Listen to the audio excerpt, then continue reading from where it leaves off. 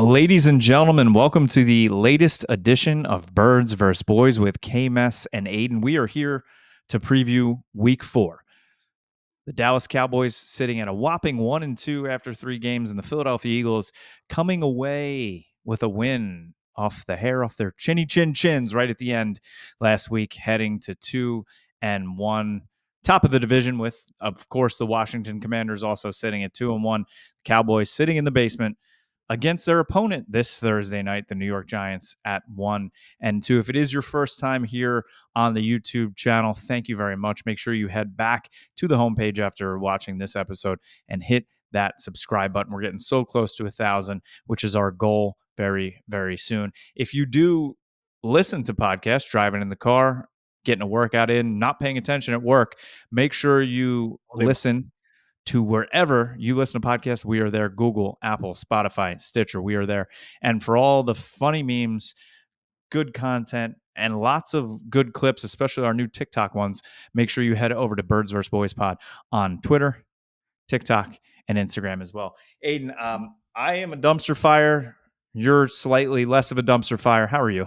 Whoa, I'm not a dumpster fire at all. I'm a shimmering pile of trash, if you'd say. I think I'm doing pretty well, all things considered. I feel great. I'm like the spoon in Toy Story when he's like, "You're trash, just like me," but he's happy. I'm happy. I'm in good spirits. I was thinking of you the other night, and I'm like, oh, thank God he lives a little bit further out of the city. But then I was thinking about our producers, Vince and Eddie, who live in the city. After all that craziness at like 4:30 in the morning the other night, not even with the cars and everything in Philly, but like they were just throwing fireworks, and I'm like, you're just gonna wake people up. People are sleeping. That's just a nuisance. Yeah, it's just a total nuisance. But hey, our Philly is on producers high still right are now. doing great work, even if they got fireworks thrown in their backyard. They've been great. The TikToks have been great. There's been a lot of discussion on our TikTok about our teams and some certain aspects of those teams. So I don't know if you want me to put out the fire with positivity, or you just want to keep it rolling in the Thursday Night Football. Oh no, we're gonna start with the misery and the negativity, starting out in New Orleans, where your damn Philadelphia Eagles got someone killed, Aiden. 18 straight days without a murder in New Orleans. Eagles come in, win the game. A man was murdered. Out at the JALEN Carter's body count. That's just, 18 days. I was like, this can't be real. They went That's 18 great. days. It's awesome. Honestly, I am not a statistician on city crime rates, but I feel like 18 days is a long time. No? That's got to be like Joe DiMaggio's hit streak. Hit streak, yeah. Hold on. Well, listen, that city all off season down on Derek Carr through 2 weeks, no murders, no crime. Derek Carr, 1 game, back to crime.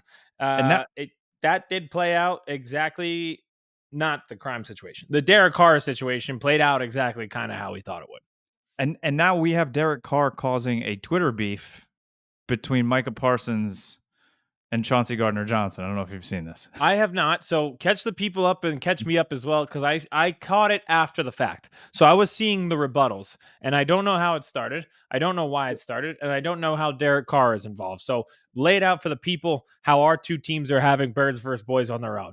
So Chauncey Gardner said something on Twitter. I can pull it up.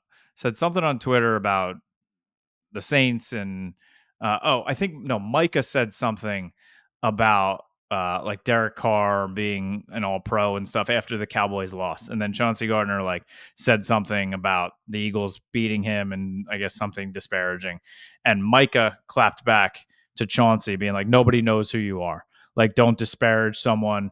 Derek Carr's a all-pro in this league, blah, blah, blah. And then Chauncey Gardner clapped back saying, son, the whole league knows who I am. We can go back on your podcast and watch all my films since your rookie year and this and this and that. And then Micah came back and said, you should not disparage someone like Derek Carr because he's everyone shut up. We don't care. Evan, I can't take it anymore. I know. I can't. It doesn't even impact me because it's not my team. But Micah Parsons, why do you care? Why? Why do you care? Because Aiden, there's one reason. Because the fucking head of content for Bleacher Report, which should not be allowed for a professional athlete playing for a team. Like it just, and we can roll right into the Cowboys here because there is just he's calling out teammates now, telling other people to not be Superman on the field. You got Tank Lawrence telling Micah to shut the fuck up on the sideline. Like we're in it right now, and I think a lot of it starts with this right here. Microphones. Yeah, listen. Yep. This is not, I know it is a Cowboys related thing. It's not going well, all that stuff. This is an epidemic. Player podcasts are an epidemic. Leave it to us 6-foot white guys who run whoa, 4.7s. Okay. 5'7". I tried to do you a favor. Not gonna lie to Leave the it to people. us. Let us talk with the microphones and spew nonsense and pretend like we know what we're talking about.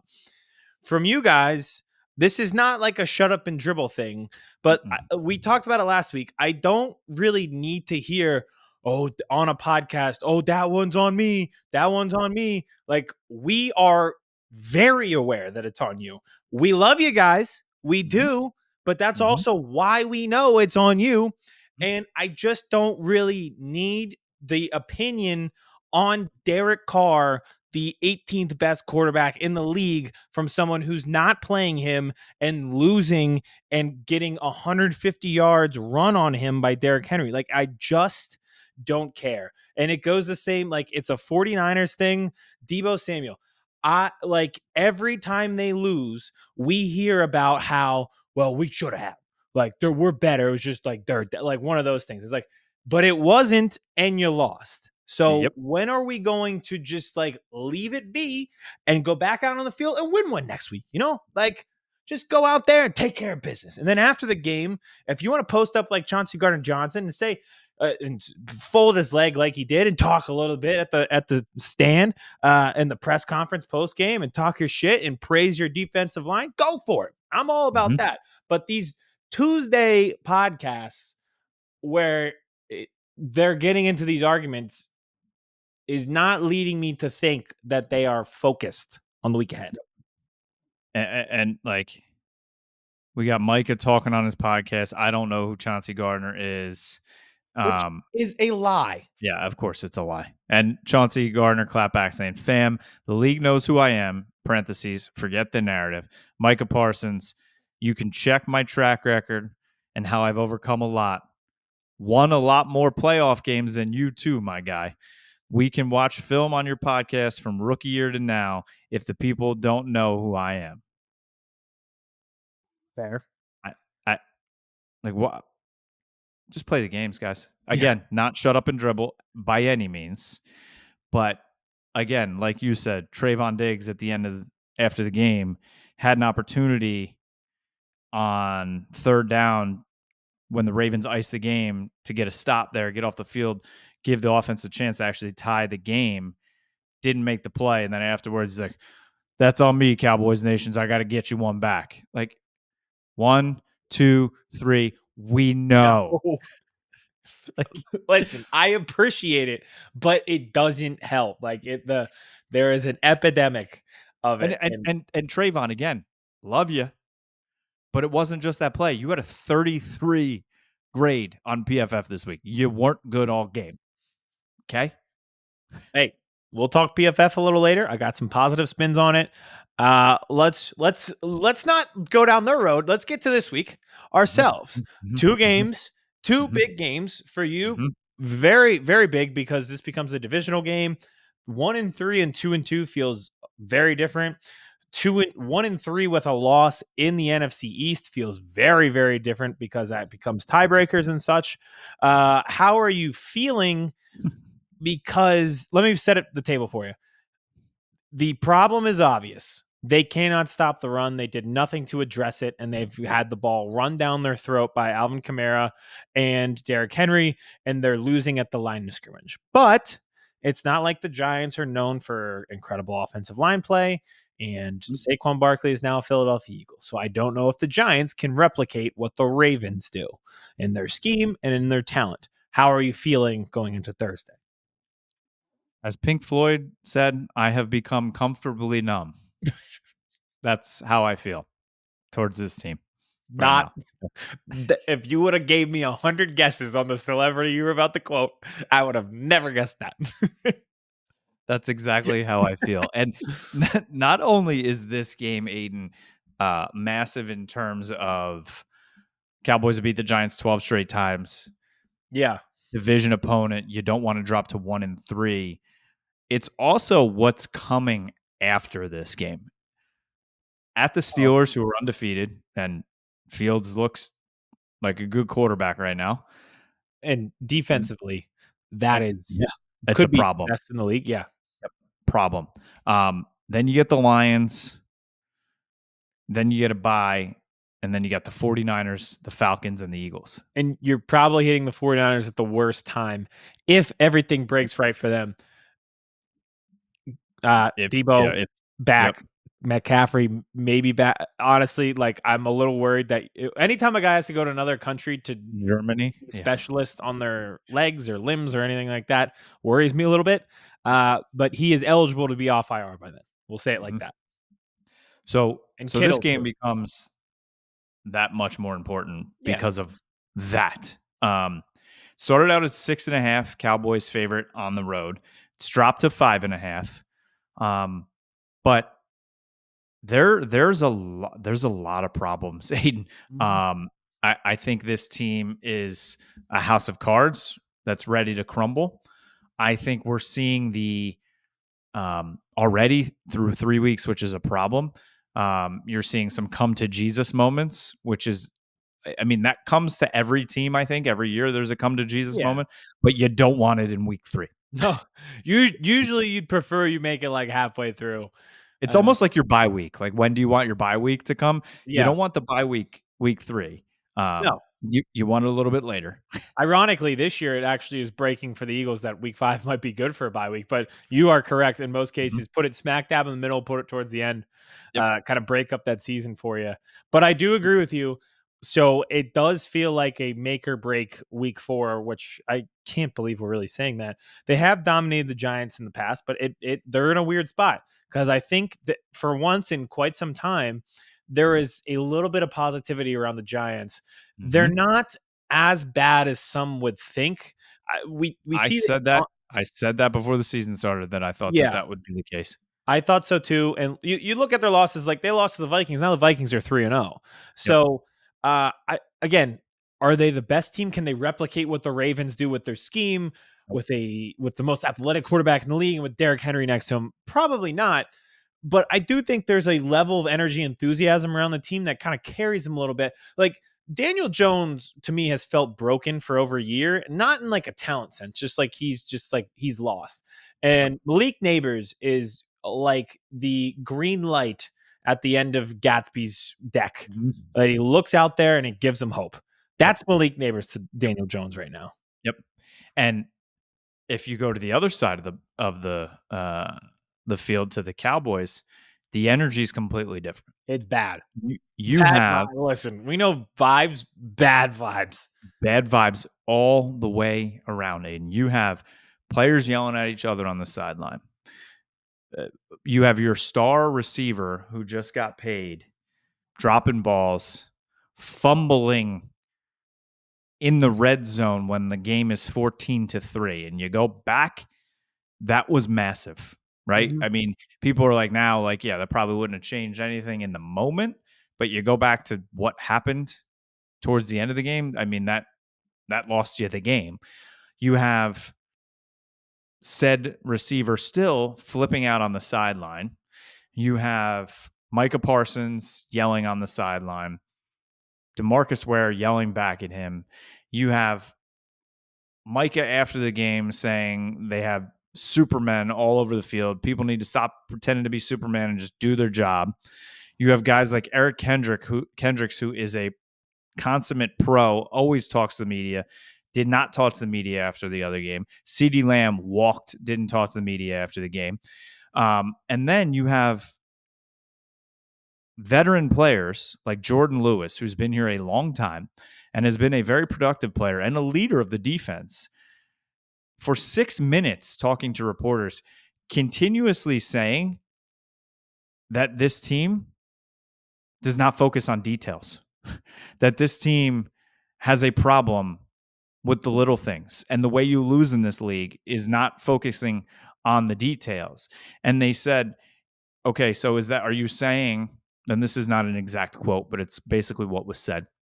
So you're basically saying, Jordan, that on a short week from Sunday to Thursday, it's hard to focus on the little details. He said, no, it's always been a problem. Wow. That's telling. And then It's easy to see what that is interpreted as, right? and then you have, on top of all of this, the coach who is, let's face it, a lame duck coach on a 1-year deal. You have a defensive coordinator not getting the job done on a 1-year deal. He's up trying to bully the media now. You have Nick Harris, who was from DallasCowboys.com, just got a new job at the Dallas Star Telegram. Congratulations, Nick Harris. Love your work. Come on the show, Nick Harris.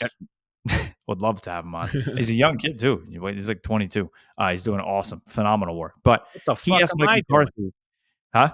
I said, what the fuck am I doing? Yeah, hey, call. Maybe you should just DM and be like, tell me. And he's actually, you know what? He's really, he got his job at DallasCowboys.com because of Kyle Yeomans. They went to the same college. So I'll text Kyle actually. North Texas, baby.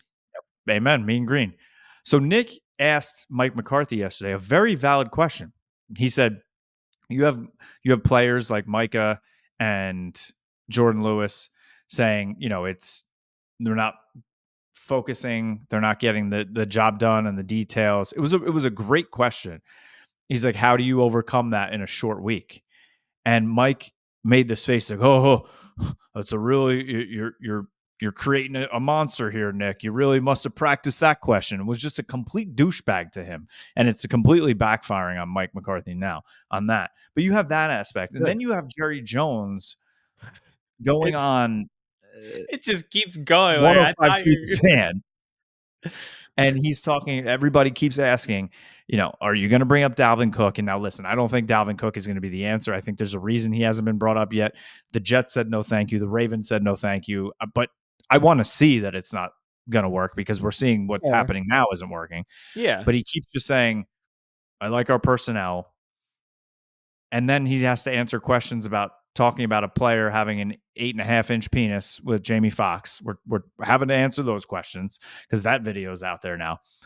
And then the biggest problem of all of this, and it was one of the first times in my life watching the Cowboys, even watching them during a possible comeback, shaking my head, being like, nope, this is not good. Because now all this is going to be is ammunition for Jerry Jones on the radio, Stephen Jones on the radio, Mike McCarthy in front of the microphone saying, really like what we did in the fourth quarter. We're going to take some of that, bottle it up, and we're going to get better using that. No. Not this time. No. Like I was like, Lamar, keep going. Score 50. Please. Also, no. Bury them. The Ravens, cowardly. That, yes. like, you can see how they've blown. You confused me very much the other day when you said the Cowardly Lions. That I did like, confuse. I almost confused myself. You were watching the game. I was watching Red Zone. So I was watching the Lions and I was watching the Ravens. And I said Cowardly Lions, but I meant Cowardly Ravens. It's just not after that. I mean, not after you saw the same stuff basically from the week before. And I think now after watching the Browns play and lose to the Giants, week 1 I think was more about the Browns than it was the Cowboys. That actually was my takeaway, is how bad are the Browns? What do they do? Is Jameis Winston the only answer? But yeah, I think if you're a Cowboys fan, that's probably how you feel is, all right, so 2 competent teams have just annihilated us, get 11.2 yards per carry, it feels like, where our offense is feeling bland. And then, like, the one team we did beat has been, arguably, if the Panthers weren't going the way they're going, they'd be worse than the league. So, well, that admittedly, it wasn't funny, but it was funny to me as an Eagles fan because you kept going. And you're like, and the biggest problem is after you had listed like 7 different things. Oh, I got more. You want more? The Yeah, go guards for played it. horrendous Well, in this game. I have 2 questions, and you may answer with more complaints. I don't think there's any quick fixes between Sunday and a road game Nope. Thursday, but Nope. the 2 things just from an outsider perspective, one, offense is feeling kind of bland, Mm-hmm. and 2, like this defensive line just can't do anything. Like they Yep. just can't, they don't set edges, they don't get pressure in the backfield on the quarterback in the run game. Is there any band-aids that they could put on that elevates it a little bit? Stop making the players think. I think Okay, that's the that's a problem. good answer. Um, so Chris Richard, I'm gonna go back a couple of defensive coordinators. Chris Richard was not the best defensive coordinator whatsoever. He just yelled at people, but his defense was kind of bland, and people were like, "Well, you're just showing them, what they're gonna do." But players knew their assignments, right, and they weren't Yeah. horrendous. Mike Nolan came in and tried to scheme it all up and have all these different, calls and this and that, and they got gashed. It just looked like the communication wasn't there. They just couldn't do it. Dan Quinn came in, kind of almost did the same thing Richard did, and was like, listen, I'm just going to stay static. You're going to see what we're going to do, but I can trust that my guys are going to know their assignments. They're going to be where they should be, and they're going to make plays. And they did under Quinn. Now, Zimmer's here, and he's just all about they got 50 different calls, and he's got this and that we're doing here, and this guy, and the communication isn't there. And I think it's leaking all the way back to some of the same issues that we saw with Mike Nolan, that these guys can't think and react quick enough. The communication is off. So it's like the other day, there was a play where it was a read option, right? And Micah is supposed to crash down on the running back, which he did. But Kendricks is supposed to fill him to take the quarterback. Mm-hmm. So it's like, it's a pass off and fill. Micah did his job and crashed down. Kendricks, listen, he's a little bit older. He's a step slower. He had to think about it. He was a second too late, and it's a 10-yard run from Lamar Jackson, where if it's a read and react quick, it's a maybe 1 yard, and he's where it should be. So they got to just stop thinking. They got to just play. And another Band-Aid, they need Deron Bland back. Carson, I like him. He played really well in week 1. I think he has a bright future. But he's been exposed the last 2 weeks. Nelson Aguilar, that tackle that he missed, what the Saints did to him, he's getting exposed as a rookie. So they need Bland back, and they need a way to try and stop the run. And Jerry Jones again today, they're like, so what are you going to do? And Jason Garrett, I don't know if you saw this Sunday Night Football. He said the MO is out. The MO is out. Teams know that the Cowboys are soft. They're not a tough team. You need to run it against them, and that's going to be a problem. And Jerry Jones is like, I love Jason Garrett, but saying you need to run the ball is like saying you need to just open the door to the store to let the customers in. Like everybody has to run the ball and stop the run. Like that's just the league. No, Jerry, you literally, they can't. Like people are going to run it against you because you're the worst in the league against it. Mm-hmm. And it's not close. Like the other day, I just sat back and I was like, don't even throw the ball, Lamar. And he threw it 15 times, completed 12, but they went 12 straight runs, Aiden, the Ravens, for 112 yards on 12 straight runs. That's on hardball 2 different football. possessions. No matter whose brother it is, it's hardball football right there. That's the old Michigan. They got tough. They ran the ball 12 straight times. They're like, and that's literally saying, fuck you. We're going to punch you in the face. And there's nothing you can do about it. So, and you mentioned the offense being a little bland. CD's got it. He has not been good enough through 3 games. Dak has not been the number one problem, but he's got this weird issue with like throws out to the flat this year. I don't know what's going on with that. He was much better in the fourth quarter of the last two games, but you're not getting paid $60 million a year to be good in the fourth quarter. You need to Yeah. be good all game. You need to set the tone early. Again, weapons around him or lack thereof. I don't know if Brandon Cooks is really a 2 anymore right now. Tolbert hasn't showed up that big. And now there are rumors that they are going to trade for Amari Cooper back. So if That would be awesome. if they gave up a 6, but they're going to give up a 3, probably. But Yeah. can you imagine having Dak Prescott, CeeDee Lamb, and Amari Cooper on the same team? I can't believe how good that might be. I can imagine it very well. I can almost think of the Photoshop now. But maybe you always say, I played sports, you played sports. When you get your ass beat, all you want to do is get back on the field. Yep. Right? Redemption, prove it wrong. So maybe being on a short week is a good thing. And I think another good thing is they're getting the hell out of Texas. Yep. They're getting the hell out of that stadium. Go back on the road. Just, it's you against the world, blah, blah, blah, blah, blah. Just go play ball against a team that get a win, get to 500, because 3-3 at the bye, I think that was, and I predicted 8 to 9 wins this season, and I got crushed for it in the offseason. Team was like, what is DC4L fans? They're 12 wins easy. They got Dak. Okay, you got a first place schedule now, first of all. Second of all, you lost a ton of players. Your depth is hurt. You're relying on a ton of young players, which can have ups, but also many downs. You're not just going to beat the Ravens and the Niners and the Lions. And a resurgent Saints team just because you're the Dallas Cowboys. Like, I'm sorry. They have 8, it's not even 2 games, man. That's 3 straight home games going back to the Packers playoff game where getting blown out has occurred. Yeah. And the same formula followed by every single team. Mm-hmm.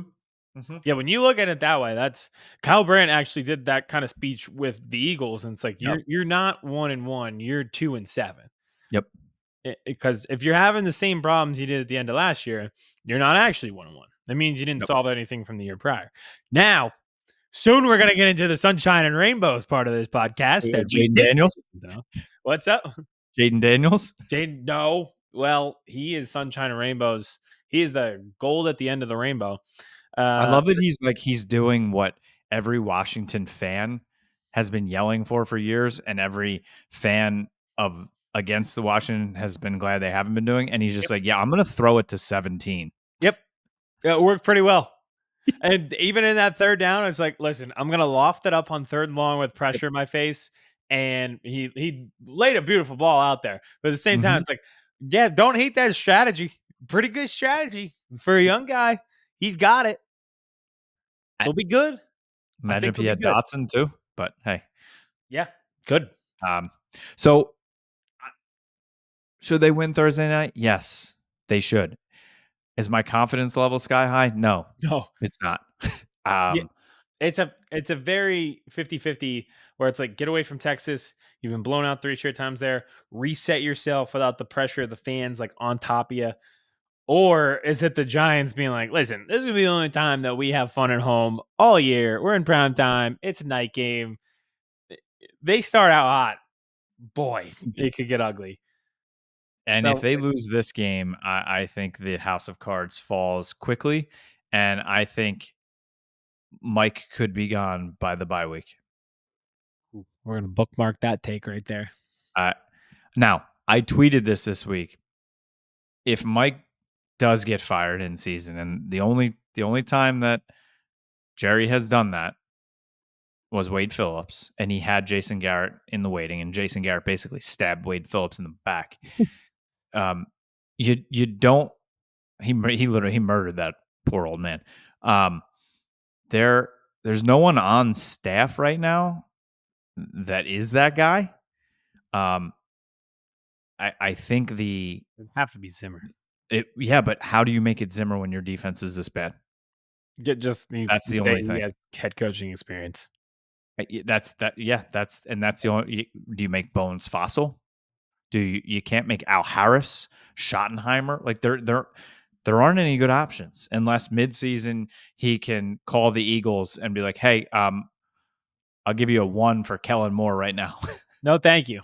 But we will inevitably do a Bill Belichick podcast come this offseason. So He is we so good in him and media. Saban, like this is So just good. like a classic, like, don't wait until the time has passed you by. They had illustrious careers. And now like they enjoy their job and it is fun to hear them talk about football. They're And obviously so knowledgeable. It's just good. Like they're it's good content. It feels like they're you're fun. learning They're something when fun. you hear them talk. What's They're that? fun. They're They're f fun, and you see a side of them. And I was like, every time I see you guys on the sideline, you're screaming someone's head off. Now I see, and it's just like you're having fun talking ball with the boys. You're one of you're us. singing The 10 you're times smarter. Saban's singing Wagon Wheel with Pat McAfee on. I was like, "This is the best thing I've ever Insane. seen." Yeah, it was great. It's great to see. Like he's having the time of his life on game day. That one, I think it actually was the Notre Dame college game day in Texas A&M, and he was like, "I'm having the time of my life." He Yeah, literally said it at the end when they and were doing pickup. He's like, "I've never had this much fun." and he was in Dublin while McAfee was just hammered week 0. Crazy. Um, but I will say I think you are correct. Bill has been very cryptic also, the way he's been talking about the Cowboys in I don't terms even of Huh? I don't even know if it's been cryptic. Yeah, It's true. pretty like, hey, And he's like, "Hey," they're like, "So," he's like, "Well, the players are good. They've drafted well. yeah, Everything, on the field that's looks not really good, cryptic. but they're not winning games for a reason." It's like, just say the coaching is bad. He's just not saying Exactly. that for a reason. It's like being cryptic without being cryptic. Well, the drafting is so good and the team Yep. is so good. So why are they losing? What could it be if it's not the infrastructure of the roster that's been put together? Like we know. We know. We know where you're angling at. So I win the goddamn game and get out. And I almost want them to just win like a gritty game. I don't want them to go and win like 40-10 because then they're just gonna fucking smell their shit and think they're all that again. And Jerry's gonna go on the radio and be like, "See, I told you, we're great." And then you're gonna go lose 13-3 in Pittsburgh. If you have a game similar to the Browns though, and your defense is flying around and turning the ball over twice and 7 sacks, stuff like that, then you feel good if you win 40-10. Yes. You're like, all Yep. right, now I'm seeing what we're supposed to see. Yep. Yep. Yep. All right. So Thursday night, Amazon Prime, MetLife. I keep checking just to see ticket prices because it's not far from me, but I don't even know why I look because I'm married with 2 children. So Oh, shut up. Shut up. Tell them where you're gonna be in November. uh, voting. No. Well, maybe. Um, yeah. Mexico, And then where are you going from Mexico? Dallas. Yeah. It, listen, I have not been to Cowboy Stadium in like 10 years, maybe. No, less than that. But yeah, That'll be a good time. yeah. We gotta send a Find a way down. Come on down. out. Listen, put me in the group text planning this vacation and I will make my way. Come. It's easy. It's easy. I'm gonna come. So I said I'm comfortably numb. I kind of am, and it's like I'm just like, okay, just let's. I'm not. I'm not yelling at the TV. I'm not screaming. I'm not. I. There are years ago where a Cowboys loss would haunt me for days, and now this team, I'm just like, okay, That's worse than being angry. Despondent is worse than it, angry. That's always exactly. bad. Yep. All right, let's move on to your leading the division 2-1, escape New Orleans with a win after getting dominating the game, but not leading the game because of bad calls, turnovers, and maybe a cheap shot or two. Sunshine and rainbows time, baby. It's my time to shine. Let's talk some positivity. Okay. You want to talk about? Listen, all I'm going to say before you get into this, don't go too overboard I'm because not. if you do, Bryce Harper's going to tear his Achilles tomorrow night This before the blows up. playoffs. Anytime I get positive, it blows up in my face. I was positive after week 1, and look what happened. They immediately Mhm, lost. mhm. And we have And that clip, and they we all intertwine. The sports teams intertwine in Philadelphia. listen. I can't even. If I say one positive thing about Tyrese Maxey right now, Eagles lose. That's how it works. Eagles lose. So Mhm, I'll preface this, and I'll preface it by saying I will talk about the coaching decisions and the mhm, quarterback decisions. But there was stuff that you saw on Sunday in New Orleans that if it mhm. carries over into this week and the rest of the season, you have to be over the moon. And let's start up front because last week we did a show and both of us complained about our defensive lines. Kevin, I still am. you still are. If you watch the all 22 film of the Eagles defensive line, it is a work of art. You don't Mhm, have to be a guru, an analyst, a football coach. Go watch it. They just win up front. Jalen Carter, when he came out of college, was touted as he could dominate a game from the defensive tackle position, which is really hard to do to take over a mhm. game from that position. He did. He Yep, absolutely dominated that game in the run game. He put so much pressure on Derek Carr, batted a yep, few balls down. He was constantly in the backfield. That was the best game that we've seen from Jalen Carter. It yep. was the one game where you said, now I see why he was touted as the next Aaron Donald. And if you have that level of engagement from him going forward, you have to be over the moon. Like that was as advertised when you drafted him, what you wanted, and you got it. And Yeah, it's a problem. another thing in this world, not just football, in any job, nobody takes accountability anymore. He said before the game, after 2 weeks, he's like, this is a direct quote. He's like, to be honest with you, I've played like ass. And then he came out and had the best game of his career. It's taking accountability Yep. and playing well. And I'll add to it, all of the Georgia guys played well. Jordan Davis had the best game of his career. Jalen Carter had the best game of his career. Nakobe Dean had a great game. They were what you expected when you drafted them on Sunday. If that continues, this is what dreams are made of. And they did it against arguably one of the best offensive lines in the league and the Yep. hottest offense through 2 games in the league. Yeah, and they did, and it was from the jump. And I know that the Saints lost an offensive line through the game, but it Mhm. even before they lost anybody, the Yep, the Eagles dominated that from minute one. Like there yep. was at no point did the Saints ever like win in the trenches. There were a few times where they didn't set the edge. I'll talk about Bryce Huff because there was one time like Kamara bouncing outside, and I don't know where he ended up on the play, but for the most part you watch it and it is as fundamentally sound as you can be. There are so many examples of Nolan Smith, even Bryce Huff, setting the edge. Nakobe Dean and Zach Bond hit the hole, tackle Kamara in the hole. It's gap discipline, setting the edge. It's winning one-on-one with your defensive tackles. There's a beautiful play where Milton Williams and Zach Bond both shed their guy and stretched the play out. There's no room for Kamara. And it was that again and again and again. The Saints at the end of the third quarter didn't have 100 total yards of offense. It was a masterpiece.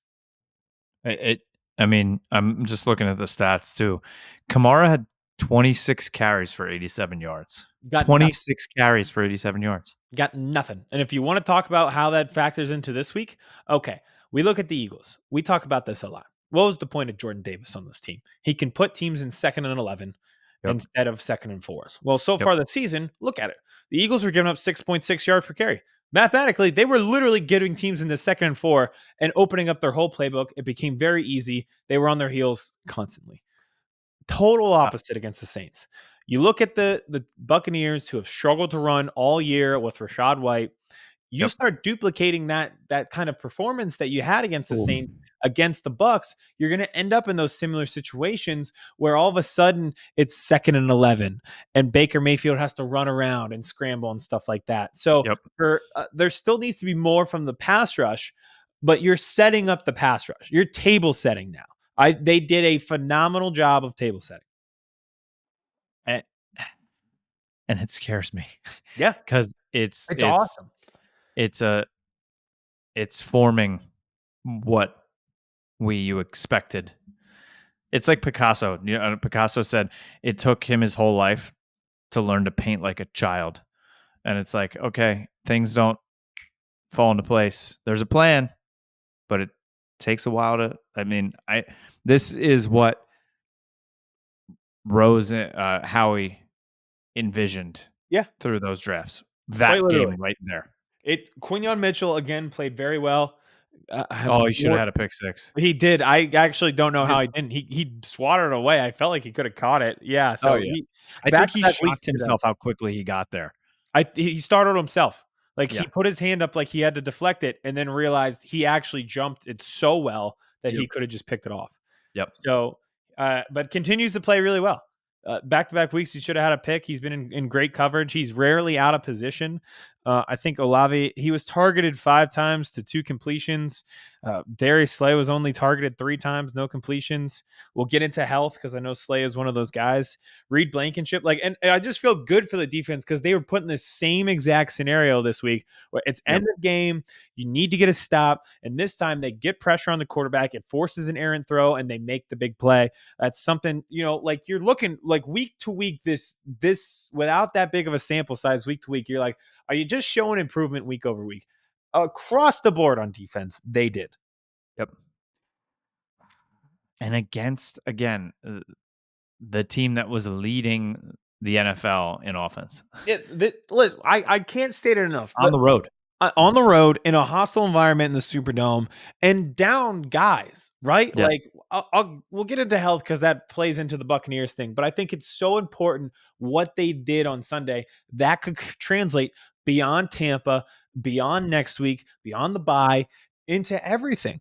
And like that, the 5-person front, I think, is something that could work against the Buccaneers as well, where they're really playing Zach Bond up almost as like a defensive Yep. lineman, but not really, right? Like he's up on the Yep. line, but he's not a Yep. lineman.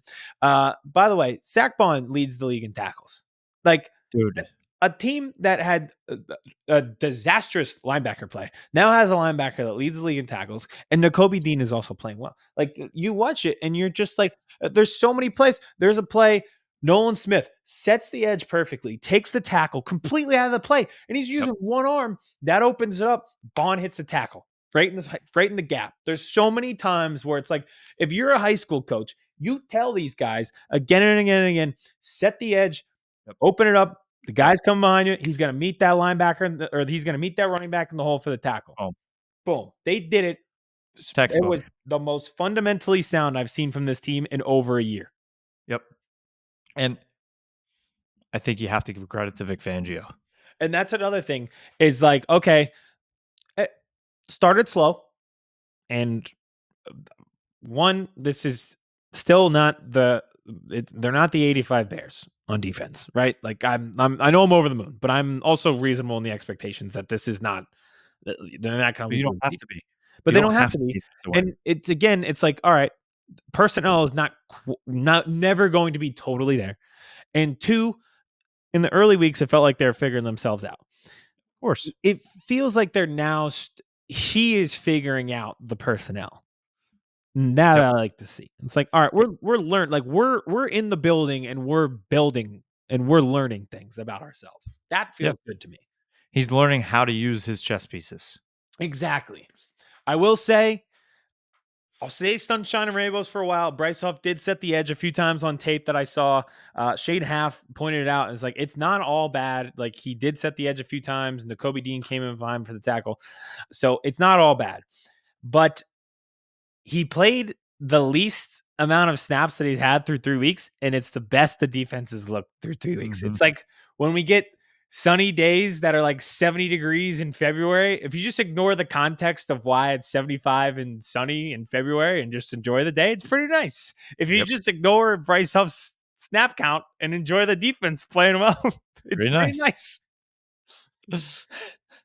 Oh God.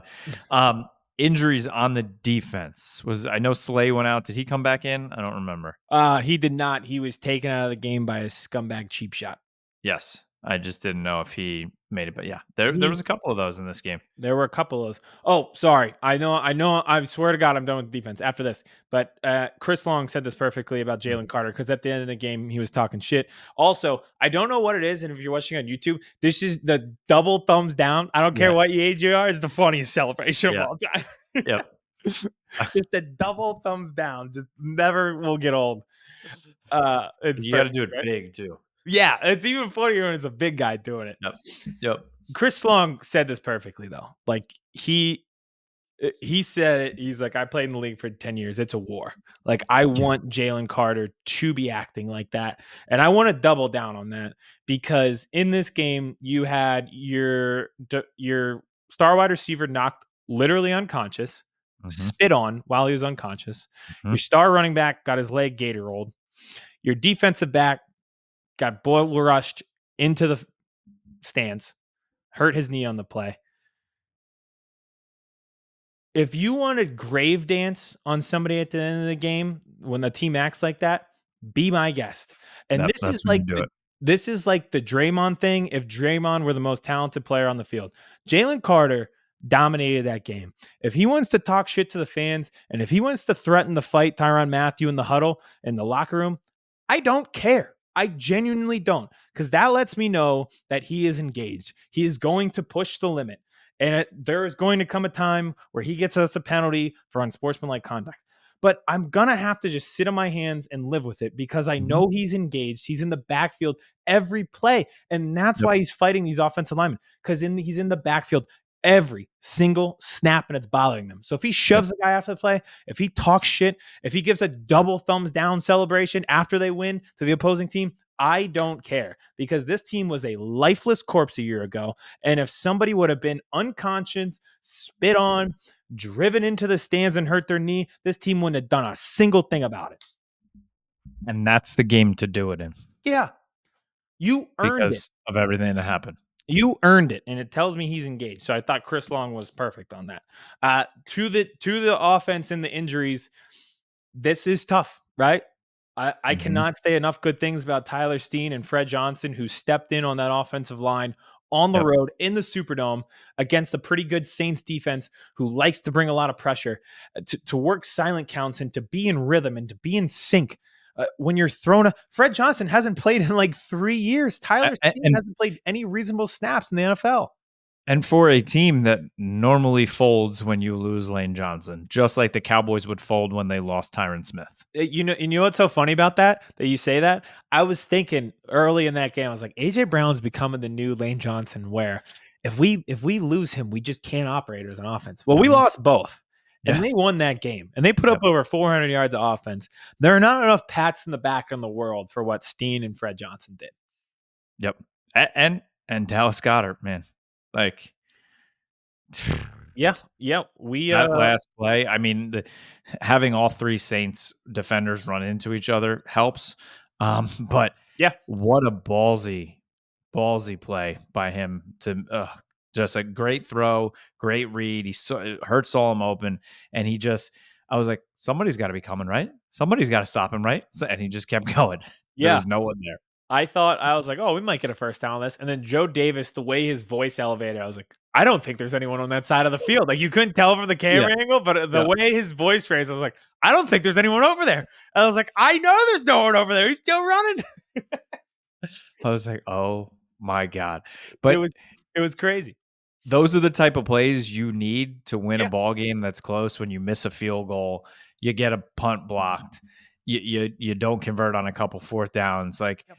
those are the plays when you have a guy like Jalen Carter wrecking the game on the other side. You just need somebody like Dallas Goedert to step up when you don't have a AJ Brown and you lose a Devontae Smith. You need your next superstar, next man up, and he did. And we talked about it this past week. And Again, Saquon. going back to the growth, we said this is the game that they'll try to emphasize Dallas Goedert Yep. to the tune of 10 receptions, 170 yards. And I think, again, that's just like something you build on, right? Like, we want to see progress week after week, and something that I would like to build on going into Tampa. I genuinely think it's probably going to be a similar offense. Again, so Eagles week 5 bye.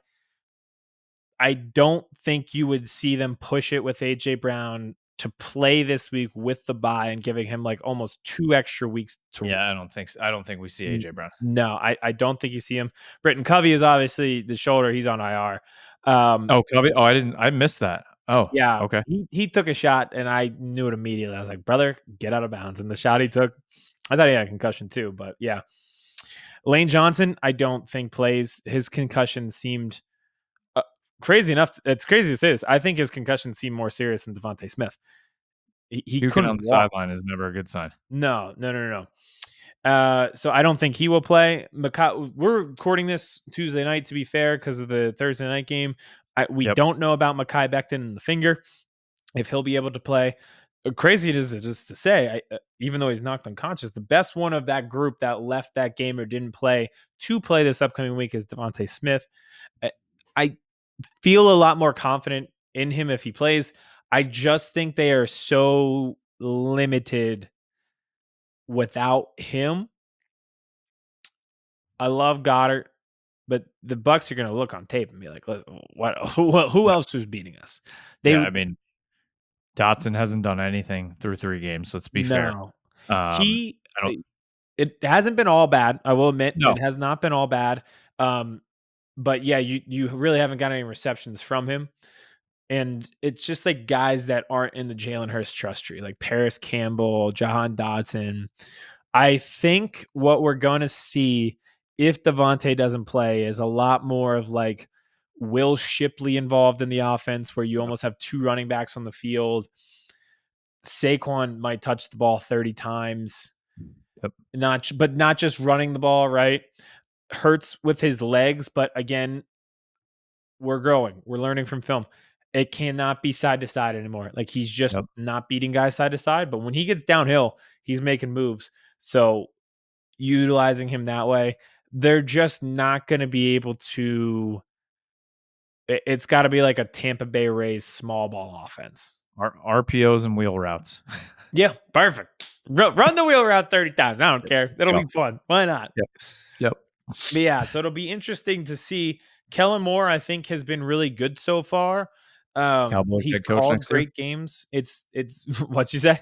Cowboys 2025 head coach. Yeah, no. Hey, given some of the head coaching decisions, you might stick around here. It's the highest completion percentage for Jalen Hurts in his career through 3 games. I think a lot of that. You look at a route chart from anybody, like Devontae last week, Goddard this week. It's beautiful. So keep that going, because I think this week is going to be a real challenge creativity wise. Again, Steen and Fred Johnson did great. I feel like it's a little easier as you have a week to prepare. But Yep. again, they have been backups. They're going to get a lot of pressure from that side. And Hurts has been great against the blitz, which is another sign of growth, apparently, is the word of the week I've been using. So continue that. And yeah, again, as Sunshine Ramos as I am, I'm also realistic in the fact that they are most likely going to be down 4 to 5 starters on offense when they take the field on Sunday. Which is never a good place to be. No. But because you're like 1 away from being like, all right, I don't know who we play. At the end of that game, they were out of receivers. Like they didn't have anybody left to play. we got nobody. It's almost like the old All-Star game MLB, where they just were like, we're just gonna end the game because we don't got anybody left, guys. Yeah, and they're then like, we're not playing extra innings. We used all of our pitchers. and then the next year they're like, now we're playing the All-Star game for home field advantage in the World Series. Everyone was like, what? But yeah, like, hold on. This is supposed to be for fun. This Yeah. is ridiculous. This But is ridiculous. I think you're right with having the bye after this game. They're gonna be conservative. Mm-hmm. Mm-hmm. You have to be. Which doesn't mean that they can't win. I think No, they do match up well. The Bucks have struggled. They've been unable to run the ball. Their right tackle is likely going to be out as well. So Vita Vea may be out. So this is a team that's run the ball successfully in the Eagles. Vita Vea not out there. Kalijah Cansey hasn't been playing. We don't know the status of those guys. They don't have those 2 guys in the front. You're feeling confident that you can at least run the ball, which would feel pretty good for 2 young guys on the offensive line who haven't played in an offense that doesn't have a lot of firepower. So that to me, like, as you're right, it's tough 4 to 5 down. Still reasonable. You're going to be conservative, but you can reasonably win this game. What is Slay looking like this early? He says he's good to go. Okay. I don't. So now, to be fair, That doesn't mean that he is, but Yeah. But uh, so guess they what? Your Georgia boys just have to step up and do what they did last week. They do, Wreck and the game. if he doesn't play, so I actually watched Inside the Birds. I didn't know this. Isaiah Rodgers. I knew this part. Isaiah Rodgers didn't come into the game. It was Kaylee Ringo who came in for Slay. Rodgers' hand hasn't healed yet. He's out there, Mhm. but he's like not playing. He can't catch. Like No, apparently his hand has not healed, so he's active. but he's The thumbs aren't working though. that's good. So Um, if Slay can't go, we're getting even more Georgia up on the defense because Kaylee Ringo is going to have to play. and I'm gonna say this in this type of game, and if you're missing a couple starters, let the defensive line wreck the game Yes, like it did. yes. And Nick Sirianni, when you have the opportunity, take the points Thank you, in this type of game. You thank have you. to take the 3 points every time you have the opportunity in a game like this. Listen, I want to be sunshine and rainbows and cute kittens and puppies and all that. I said this on the reaction show that I did. I have no problem being aggressive. I have no problem being conservative. I have no problem being both, even though sometimes I think people would like Stick to the pedal plan. to the metal all the time. It's like you have to be convicted in your strategy. My I don't problem agree with that. I is think you have to feel it out. exactly. They don't have a feel, and that's what bothers me. Yep. The play at the end of the half uh, before it happened, I was like, if I literally said out loud, I was like, you have one timeout, there's 14 seconds. If you're on the tush push, you're just gonna have to use your last timeout. And then what do you get? One shot at the end zone? This would be a great opportunity for a fake tush push. The thinking's there. What does the run to Saquon to the side fake tush push do? If there's Nothing. a pass tush push in the playbook, you call it there. Yep. And it's just like, and then coming out in the second half, you take 6 minutes off the clock. You did your job. You're playing with backup offensive linemen on the road. Give the guys a cookie. They did good. Kick the Mhm. field goal. It's just the lack of Especially when feel. it burned you the week before, Yeah, not it's taking just points. yeah, and then yeah, the week before, then take the points, but then at the end, uh, the if you went for him 4th and 3 after the Saquon drop, we could have lived with that. But it's Yep. almost like you talk about like barroom rules where it's like if everyone in the barroom agrees on a certain call, that's most likely the common sense Yep. call. The Eagles are like the opposite of that. Like it literally happened on the 4th and 3. They panned to the crowd, and all the fans were like, Like "No, this. like what the fuck are we doing?" It was insane. And then they did not convert that one. It's Mhm. like we're not doing like the common sense route, which is the problem. Even my wife, I mean, she has watched a lot more football since been being married to me, but she's an Eagles fan and does Mhm. watch the games and is into it. We were at my in-laws' house this past week. They were sitting out by the pool watching in the cabana, and that's like a little bit delayed from the inside, and I had to go inside for something, and the TV was on, and I saw the fourth down play that they didn't get it. And then I walked outside and Lisa's like, why are they going for this? What are they doing? And I was like, I just look away. She's like, did you see it? I'm like, just close your eyes. Close your eyes. Yep. But You she don't wanna knew. know. She knew. We know. So yeah, we know. Ah, Uh, yeah. So, mm, it's just game feel. Speaking of yep. game feel, just quick on Jalen Hurts, I think he's been better than what people have said. It's the Wentzian turnovers that are killing him. He Hmm. was this is hilarious because I literally said this is like an analogy. I was like, he does the right thing 9 times, and on the 10th time, he makes the dumbest play you've ever seen in football. And at one point in that game, Kevin, he was literally 9 for 10 passing, and the one throw was an interception. You're So like, he literally wow. like 9 times out of 10 is doing perfect. And on the 10th, it's like one player like, why? Why would you ever do this? So Yeah, it's like the guy that goes to work and like does his job well, but then at lunch says the most stupid thing possible with the HR manager sitting next to him. You're like, yeah. what are we doing? He's a sales rep who does he's like good at sales. He's a guy like Michael Scott. Remember how Michael Scott was like good at sales, but then he would say something dumb that ruined it, Yep. and everyone that's then hurts. But he's been better than I think a lot of people give him credit for. But we're seeing him run around and fumble the football, blocking a lineman back into the play, and you're like, well, that's dumb. So it just credits some of the great things that he's been doing this year, and him and Kellen Moore have been working so well. And it's got to continue this week. This is the week. I don't think we've won the turnover battle yet. This has got to be the week. And I'll add one more thing, and I'm done for the week. Defense dominates, like we just talked about. Defensive line dominates. What's that going to lead to? It's going to lead to punts. You know who the punt returner is now? Cooper DeJean. What if we get a Cooper DeJean house call this week, baby? Love it. Can't hate that. Can't hate that. So I'm excited. I think they can win this game. I know on paper they're down. They need some reinforcements. They're not on the way, but at the same time, the Bucks. Next man up. Next man up. And hey, but you're not playing the Chiefs. No. So this is a winnable game. The Bucks have been good, but they lost at home this past week to the Broncos. And like I said, there's some injuries that they're dealing with at key positions too, and at positions that the Eagles can capitalize on. Yep. Right tackle in the infrastructure of their defensive line. So it'll be a good one.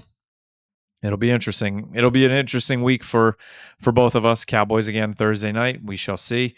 Eagles on Sunday in Tampa. If you are new to the program, Thursday night or Friday morning after the Cowboys game, you will get a live reaction show from myself on that game. Sunday from Aiden. He likes to go live on our TikTok as well, Birds vs. Boys Pod, right after the game for instant live reaction. Also head to our TikToks for some great videos that our producer Eddie is putting together with our beautiful voices in the background.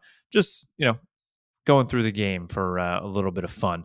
And then anywhere you listen to podcasts, again, Birds vs. Boys Pods, we are there. Subscribe to our YouTube channel right here if you are watching. And all of our social medias at Birds vs. Boys Pod. We love having fun on Twitter, Instagram, and TikTok. Cowboys in a must-win situation. The Eagles fighting for their health, but have an opportunity to win heading into the bye. And if you win that game and you get healthy, nothing much better than that. 3-1 going into the bye. I'd be ecstatic. Going into Red October, 3-1 with the Birds. Oh man, fire me up! Let's go. Heading into Pittsburgh, 1-3 after losing to the Giants. Light me on fire. All right, everybody, enjoy the rest of the week. Enjoy the games. Go Cowboys, I guess. Fire me up, Jalen Carter. I have become comfortably numb. Chris Hansen here, and I'm going to need you all to take a seat right over there and check out Birds versus Boys. I think you're completely right here, and I hate it. Hey, idiots. Stop doing dumb things. I got 2 phones. Upset alert. I might go insane. I think you're already there. There's no hope. Hope is gone. If this was an AFC North podcast, we'd be done in 15 minutes. Bob Hope. I'm going to drink bleach. That is the team you promised me you were going to be this year! This is the Consciously Hopeful podcast. I'll be watching.